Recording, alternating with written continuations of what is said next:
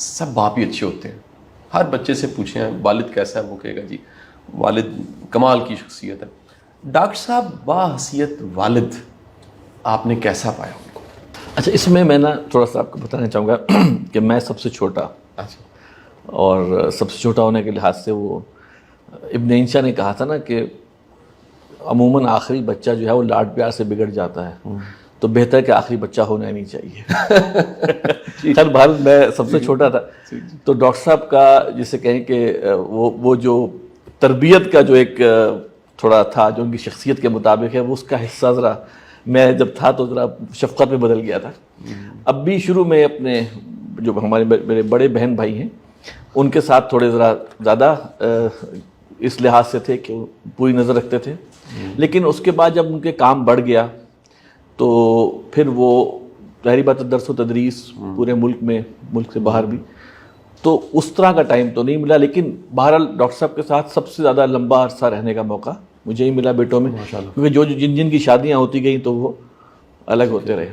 کیونکہ ہمارے ہاں وہ پردے کا شرعی نظام ہے, تو بھابھی سے بھی پردہ ہوتا ہے, صحیح, تو بہنوئی سے بھی پردہ ہے میری, تو اس لحاظ سے تو وہ الگ کرتے گئے. ٹھیک ہے.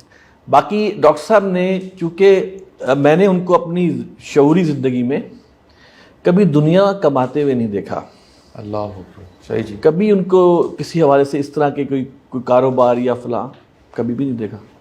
لہٰذا ان کو میں نے ایک ہی کام میں دیکھا, وہ لوگوں کو قرآن کی طرف بلانا, قرآن کا پیغام سمجھانا اور قرآن کی تعلیمات کو نافذ کرنے کی کوشش کرنا. تو میں نے ان کو جو دیکھا ہے وہ ایک استاد کی حیثیت میں بھی, ایک رہنما کی حیثیت میں بھی, اور انہوں نے مجھے کسی چیز پہ پش نہیں کیا, بلکہ میں نے کہا کہ وہ میرے سے ایکسپیکٹ یہ کرتے ہیں, اور بات بھی صحیح ہے دین کے لحاظ سے بھی, تو کوشش کی کہ ان کو ان کی ان باتوں کو پر چلا جائے. لیکن میں سمجھتا ہوں کہ میرے ساتھ تھوڑا شرمی والا معاملہ معاملہ تھا. آصف بھائی, ایک بڑا چیلنج ہے آج کے زمانے میں کہ جو اصلاح کرنے والے ہیں, جو بات کرنے والے ہیں, ان کی اپنی زندگی میں وہ چیزیں موجود نہیں ہوتی, اور کہہ لیجئے خیر کے درس باتیں ساری دنیا کو بتائی جا رہی ہوتی ہیں, اپنے بچے لا علم ہوتے ہیں, یا کہہ لیجئے وہ پریکٹیکلی ویسا نہیں دیکھتے. ڈاکٹر صاحب کو کتنا پریکٹیکل دیکھا آپ نے؟ ایک چیز کا مجھے یہ اندازہ ہوا کہ دنیاوی کمائی ان کے لیے کوئی منفعت, کوئی ویلیو نہیں رکھتی, تو ان کو میں نے اس سے بالکل غنی پایا اس چیز سے کہ دنیاوی کوئی سادہ رہے, بہت سادہ کھایا, سادہ رہے. یعنی کہ میں نے شاید ان کو سفید کپڑوں کے علاوہ بہت کم کسی اور رنگ کے کپڑوں میں دیکھا ہو. ایک بڑی جوڑا سفید رنگ کا ہی ہے وہ پہن رہے ہیں, ویسٹ کوٹس کبھی چینج ہو جاتی ہیں. جو انہوں نے کہا الحمدللہ اس پر وہ کاربند تھے عملاً. اور ساری باتیں گھر میں, جب ہم گھر میں سب سے بڑا جو ہوتا ہے نا لگا ہوتا ہے دوربین کے دیکھیں جی باہر کیا کہہ رہے ہیں اور گھر میں کیا ہے, وہ الحمدللہ وہ اس میں کوئی فرق نہیں تھا. صحیح الحمدللہ گھر میں جو باہر تھا وہ ان کا معاملہ گھر میں ویسے تھا. اچھا, ایک صاحب, میں ان کا نام تو نہیں یہاں کوٹ کرنا چاہوں گا, وہ ڈاکٹر صاحب کی بڑی قربت ان کی رہی, اور وہ چند دن پہلے بیٹھے تو انہوں نے بڑی خوبصورت ایک بات مجھے بتائی. وہ کہتے ہیں کہ ڈاکٹر صاحب جو ایک وراثتی ہوتے ہیں حقوق, یعنی جو چیزیں آ رہی ہوتی ہیں ان کی تقسیم میں بھی انہوں نے تقسیم کر دیا کہ یہ بہن کو دے دو, دوسروں کو دے دو, مجھے نہیں چاہیے. ایسا ہی تھا؟ نہیں, اصل میں ایسا تھا کہ ظاہری بات ہے وراثت تو وفات کے بعد ہی ہے, اس سے پہلے جو بھی ہے وہ ہبہ کر دینا ہے.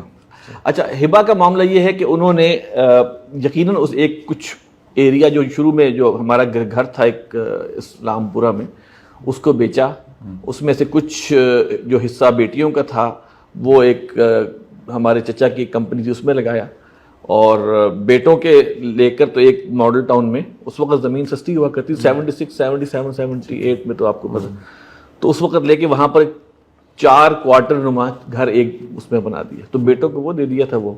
لیکن جب ڈاکٹر صاحب فوت ہوئے نا, تو اس کے بعد جب ہمیں جو تقسیم ہمیں سامنے جو بھی کچھ آیا, تو میرے خیال سے کوئی بھائیوں کو 55,000 روپیہ فی بھائی ملا تھا, جو بھی صحیح جی, واٹ واز لیفٹ. اس کے علاوہ کچھ اور نہیں تھا. باقی ان کی کچھ ہم نے کپڑے آپس میں, ان کے استعمال کی چیزیں آپس میں ہم نے وہ بھی سوچ سمجھ کے جس طرح بھی ہوا, تو دیٹ واز اٹ. آصف بھائی, ایک سوال میرا یہ بھی ہے کہ ہم پرانے نام علامہ محمد اقبال اور بڑے بڑے نام جنہوں نے کوئی خیر کا کام کیا کوئی تاریخ میں، ان کے نام پڑھتے ہمیں لگتا ہے پرابلم فری لائف تھی، کوئی مسئلہ نہیں تھا، بس یہ بڑا کام کیا اور دنیا سے چلے گئے. حالانکہ بڑے چیلنج ہوتے ہیں. وہ سب کے سب چیلنج جو ڈاکٹر صاحب فیس کرتے رہے، آپ نے خود اپنی آنکھوں سے کیا دیکھا اور ان کو کس طرح سے ان چیلنجز کو دیکھتے رہے؟ کہ ایک چیلنج ان کی زندگی میں وہ بھی آیا کہ کبھی کہ کوئی ایک خاص مکتب فکر جو ہے وہ ڈاکٹر صاحب کے خلاف ہوا. بہت بعض اوقات فتوے بھی نکلے، لوگوں نے کہا جی اب آپ کی جان کو خطرہ ہے وغیرہ. ڈاکٹر صاحب نے کہا کہ جان اس وقت تک نہیں نکلے گی جب تک اللہ کا امر نہیں ہے. اور بعض اوقات ان کو کسی نے آفر بھی کیا جی ہم آپ کو سیکیورٹی دیتے ہیں، تو ڈاکٹر صاحب نے کہا کہ باڈی گارڈ صرف باڈی کو سیکیور کر سکتا ہے، جان کو نہیں کر سکتا، لہذا ان کو بھجوا دیا واپس. تو الحمدللہ. باقی دیکھیے ان کی جو ڈپریشن یا جو وہ جب وہ اپنے آپ کو بہتر فیل کرتے تھے وہ اسلام اور ملک کی حالات کے حوالے سے تھا. میں نے کہا نا فائنینشلی تو میں نے کبھی ان کو دیکھا ہی نہیں کوئی وہ اس طرح کے کر رہے ہیں. اچھا بچوں کو بھی انہوں نے حالانکہ بہت ساری آفرز تھیں کہ جناب بچوں کو باہر بھیج دیں. ڈاکٹر صاحب نے کہا نہیں، میں اپنے بچوں کو باہر بھیج کے ضائع نہیں کرنا چاہتا. الحمدللہ ہم سب بہن بھائی سب ادھر ہی ہیں. تو زیادہ تر لوگ پریشان دنیاوی معاملات اپنے فائنینشیل سے، ڈاکٹر صاحب اس سے اللہ تعالیٰ نے ان کو نکالا ہوا تھا. اور ایسا بھی نہیں تھا کہ بہت بڑی آمدنی کا گزر گیا تھا، ایسا نہیں تھا، بالکل نہیں. الحمدللہ کوئی رہائش جو ڈاکٹر صاحب کو دی وہ ادارے نے دی ہوئی تھی، ایک کوارٹر ہے وہ ایک دن جیو کے ساتھ میں دیکھا بھی ہوگا آپ نے، وہ وہی تھا. تو لیکن اصل پریشان وہ یہ تھے کہ کیا پاکستان کے حالات کیا ہیں، کس طرف جا رہا ہے، کہاں جائے گا، دنیا کے حالات کہاں جا رہے ہیں، مسلمانوں کی بحیثیت مسلمان امت جو ہے وہ صورتحال کیا ہے. That was his problem. جس کو ہم سمجھتے ہیں کہ سوچ وہ کا سارا محور ان کا یہ تھا.